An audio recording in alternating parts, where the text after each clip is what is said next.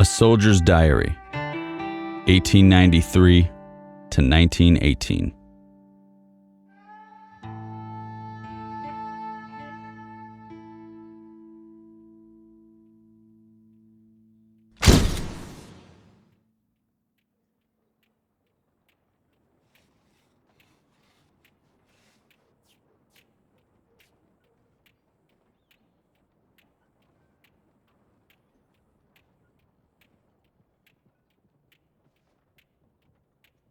The Indian and the Banker.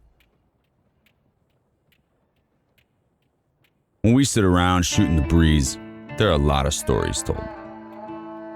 I like this story about an Indian and a banker. Seems like this Indian went into a bank to borrow some money. The banker told him, "You have to have some valuable property before we lend you any money." The Indian asked, "What kind of property?" The banker said, "Land is valuable, and so are horses and cattle." The Indian replied, "I got plenty horses." The banker said, "How many?" "Over 500, replied the Indian. "Well, we can lend you the money on your horses, and the bank will own the horses if you do not pay us back the money you borrowed." Well, the Indian borrowed the money and put up his horses.